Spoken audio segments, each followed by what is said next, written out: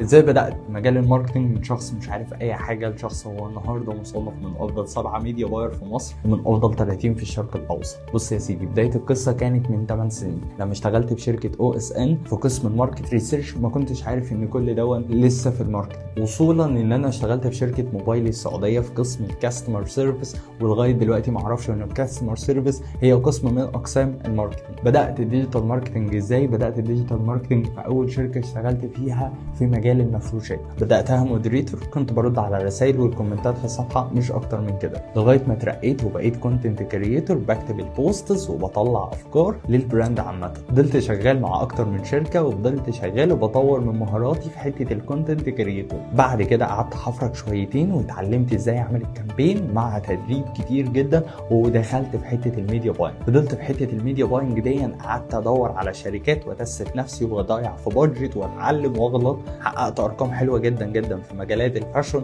وفي المنتجات FMCG، واتطورت ان انا دخلت بدات ارقي المنتج اللي انا ببيعه من منتج رخيص او منتج سعره قادر اي حد يشتريه لمنتج صعب اي حد يشتريه. فدخلت مجال العربيات، بدات مع شركه في مجال العربيات، حققنا مع بعض ارقام لذيذه واشتغلت معاهم فتره طويله. وبعد كده تطورت للمرحله النهائيه، ليفل الوحش، الريل استيت او العقارات. دخلت مجال العقارات، اللهم لك الحمد، قعدت فيه اكتر فتره اشتغلتها في الماركتنج. كنت شغال في مجال العقارات واكتر مجال استمتعت بيه في الشغل. يعني النهارده انا وصلت لايه؟ وصلت ان انا بقيت ترينر رسمي للشركات هي من البيج نيمز في مصر وفي الشرق الاوسط، اللهم لك الحمد. انا ماركتنج مانجر لاكتر من شركه ليها اسم كبير جدا جدا جدا في مصر. من 8 سنين لما دخلت المجال ما كانش فيه اللي يوجهني ولا يقول لي انت شغال صح ولا لا. فلما عملت كورس جمعت لك فيه خلاصه 8 سنين خبره وصرف فلوس كتير جدا عشان اديهم لك في ايديك في الراوند الجاي. مستنيك يا صديقي.